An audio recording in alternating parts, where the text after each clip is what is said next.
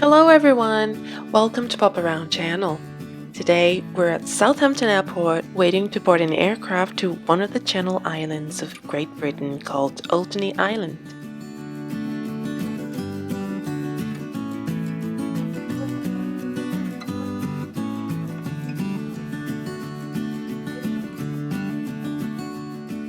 The Channel Islands are located in the English Channel between England and France, but closer to France. The Channel Islands consist of 4 main islands including Jersey, Guernsey, Sark and Alderney, which is right up the top of the map. The only direct flight operates daily from Southampton Airport by Air Alderney. Other options are to go via Guernsey, which has a bigger airport. Air Alderney flies from various airports to Guernsey, including Bristol, Gatwick and Manchester. Alderney Airline also flies from France, Spain and Italy. Follow the link in the description for more information about how to get there.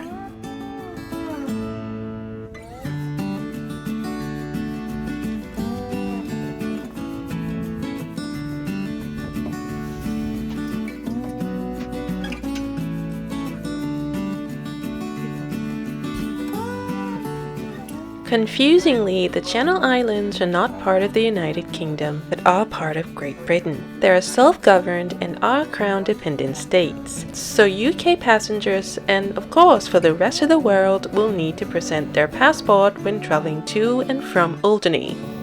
We're flying on the Dornier 228, which has 19 passenger seats.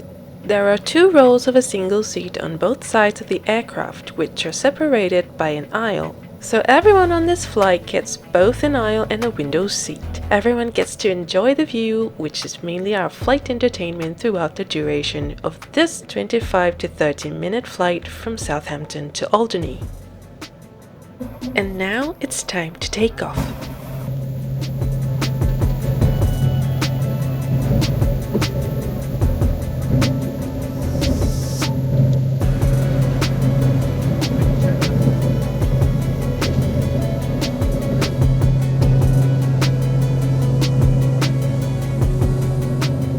What I love about short-haul flights is that we're not going to be too high up and we can get pretty good views of the landscape.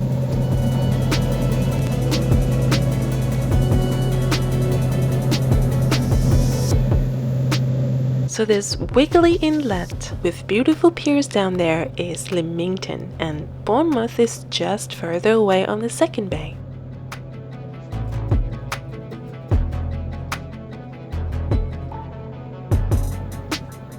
And these 3 little islets just off the Isle of Wight with a lighthouse at the end are called the Needles. This means that we flew off the mainland past the Isle of Wight and are now just above the English Channel. And Alderney is the closest Channel island to England.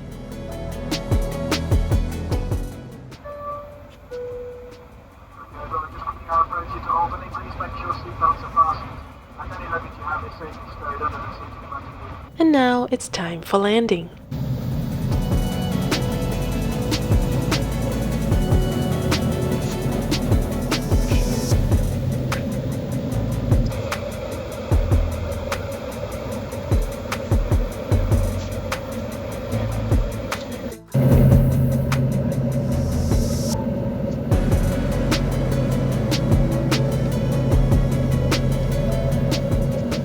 Alderney is a small island.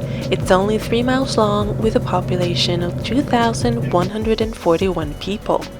I was surprised that they actually have a proper airport.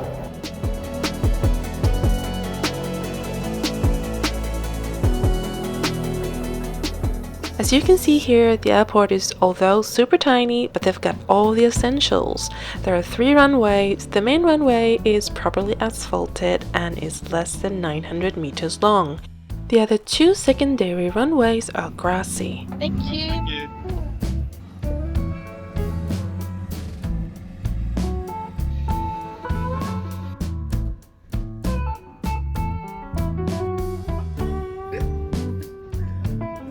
The arrival terminal is just a sign pointing to the baggage claim area, and here is where we pick up our luggage.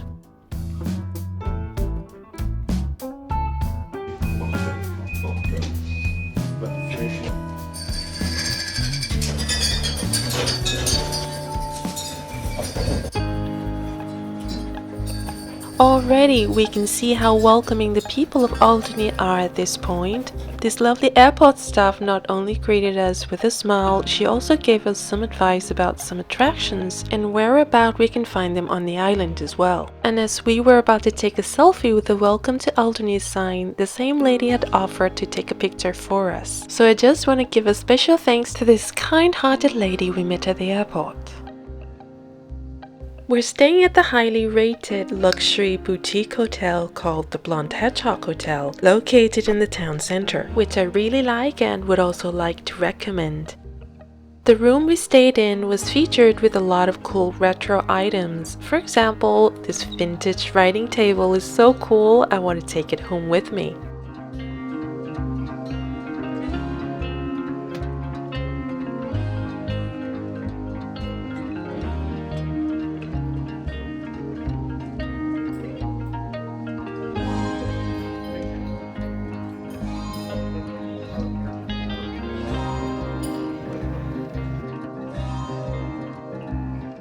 They serve pretty amazing foods made from local farm produce and locally caught seafood.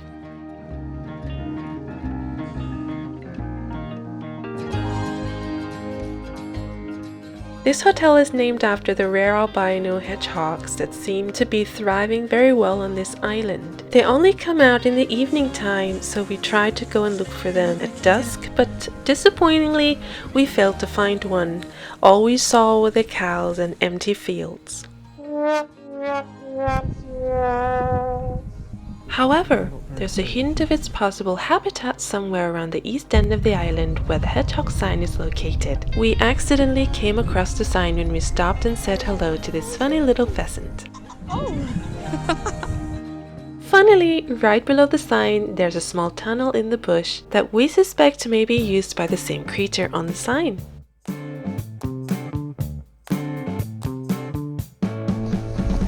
By the way, cycling around the island is highly recommended.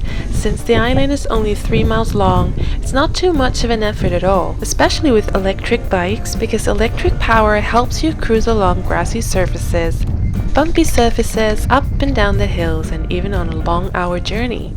They're just perfect for sightseeing.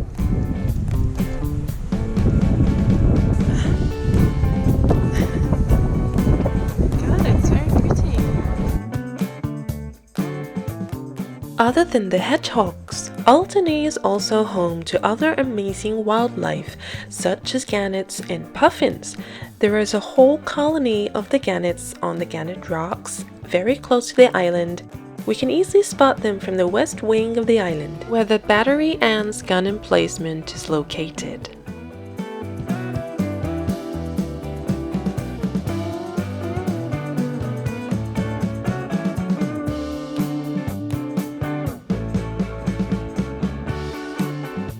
So if you're into wildlife watch, don't forget to bring a pair of binoculars with you.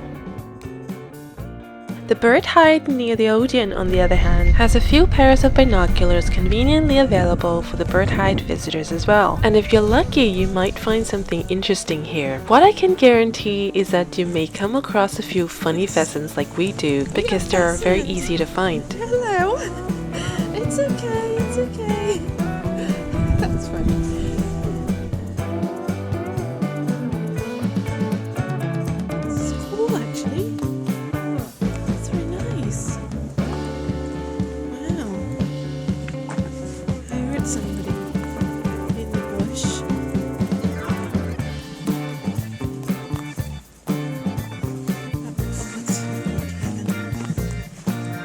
Here it is. I understand that bird watching requires patience and luck, because nearly every time we went in one of these, we never saw any creatures we expected to see, and today we've got the same result. We saw nothing but a mommy and baby moorhens so far, which weren't very exciting. But even though we had to leave the hide without any seabird encounters today, we still get to enjoy the superb backdrop behind the pond. I have no regrets at this point because I'm enjoying this little excursion so far.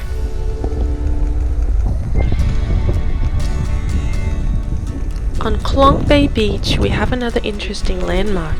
perching on a group of rocks is Fort Clonk. It is one of the Victorian forts that had turned into a self-catering accommodation. The only access is via the causeway, which of course is heavily dependent on low tide.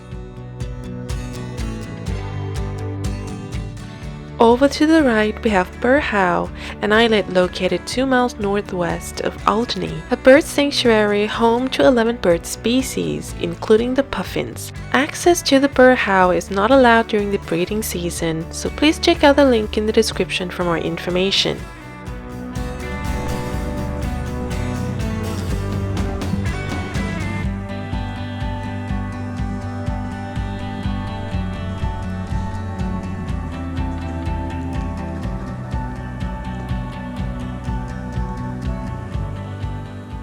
The Quarter Deck is another highly rated restaurant on the island, located just by the Bray Harbor. They serve French cuisine, very highly rated. We were hoping to try their crab linguine, but for some reason it's an Asian week. So that's that. We're having Asian food.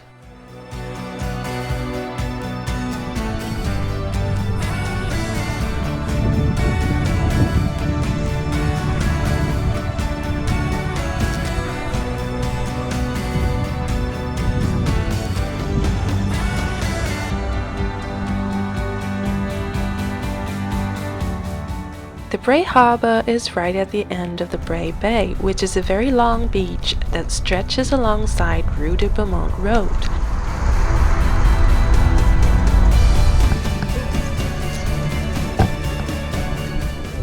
On the other side of the harbor lies a very tiny pebble beach called Krabby Bay. These areas are within walking distance of the town center, which is quite convenient to visit on foot.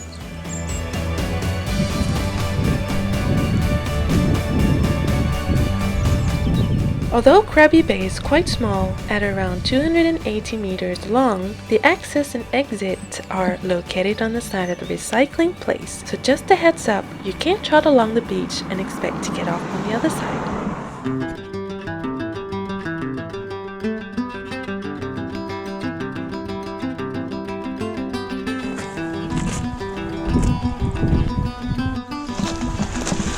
Walking along the Krabby Bay is very pleasant because it's basically always empty. It's peaceful and it's full of an assortment of colorful pebbles. However, we then also noticed that it's kind of a dump site for construction rubbles. So the colorful pebbles we were admiring were probably the rubbles that had been washed up by the sea waves. The island has a very long history dating back to the Neolithic period when it was first occupied. There are some remains of Neolithic structures or dolmens which look like rocky structures that we did not explore. But what appears to be much more prevalent here are the fortifications, including the English, Victorian, Roman and German forts that can be seen around the island.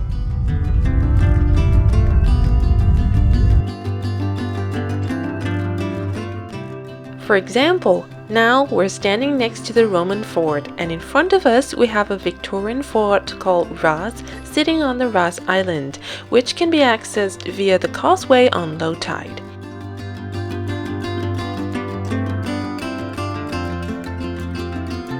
And on the left we have the German anti-tank wall along the longest bay.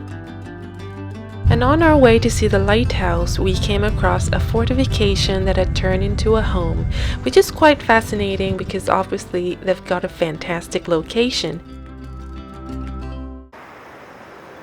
And the view is absolutely gorgeous. Oh my god, it's beautiful!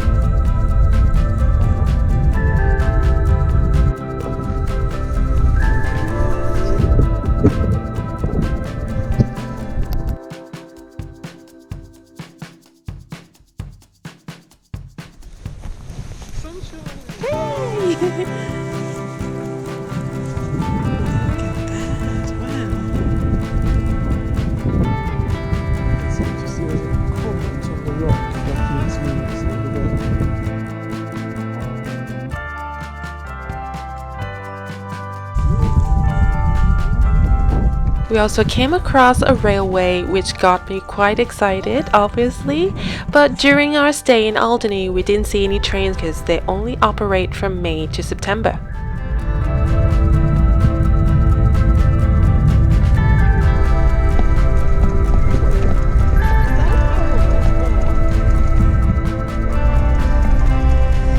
Can I take a picture?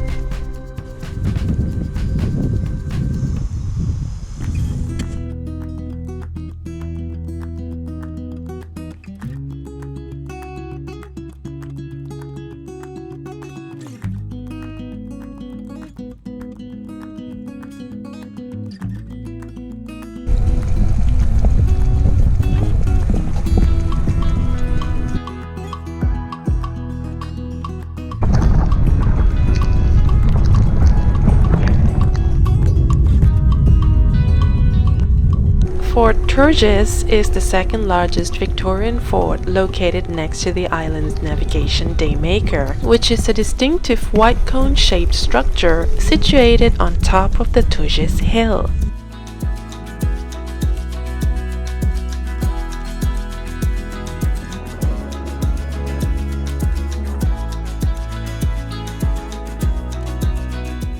Fort Turgis was built in the mid-1800s by the British.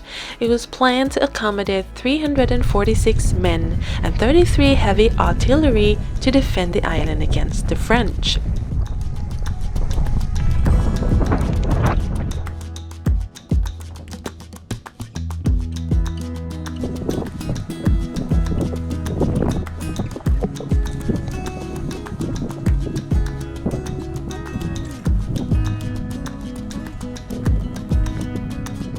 During the World War II, people who lived here were evacuated to England and the Germans took over and used the island as a military base. The German fortresses are still pretty much intact and they can be found around the island.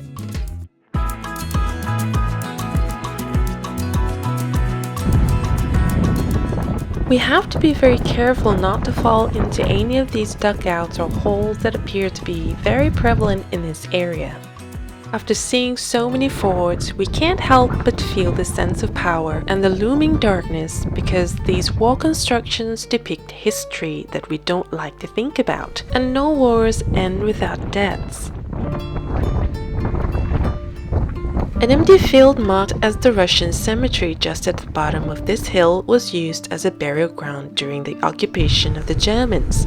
Following Hitler's command, the Nazis brought thousands of prisoners of war with them to this island. These people were forced to build fortifications for the Germans, and this very field was used to bury those who died from starvation, overwork, and brutal treatment. In 1961, nearly 400 human remains were exhumed and moved to the German War Cemetery in France.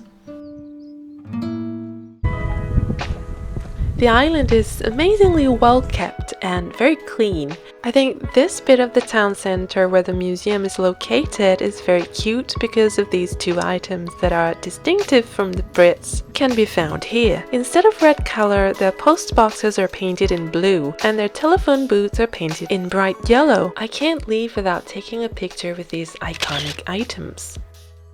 The main streets in the town centers are featured with rows of colorful pastel townhouses and old cobble streets, so none of the vehicles can go past these streets without a rattling sound.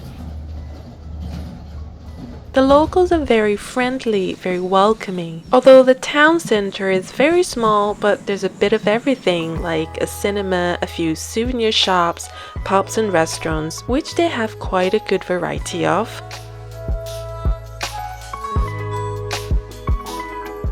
There are quite a lot of Victorian architectures in the town, but the interior of these buildings are very nicely done.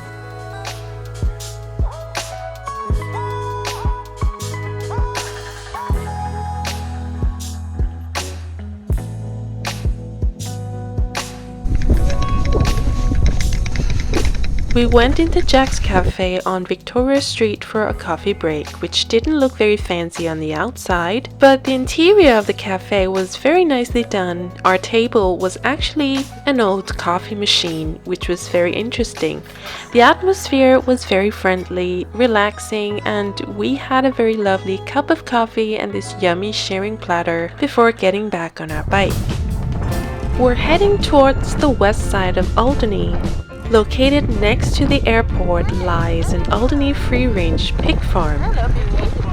They have a rare pig breed called Oxford Sandy and Black originating from Oxford, which I want to recommend. The Oxford Sandy and Black pigs have mainly ginger hair with black spots on them. These pigs are very friendly, especially the piglets, who are extremely cute and funny with quite a random character, which you will see why in a minute. I don't know what set them off, but every now and again they shoot off randomly all together, which is very entertaining to watch.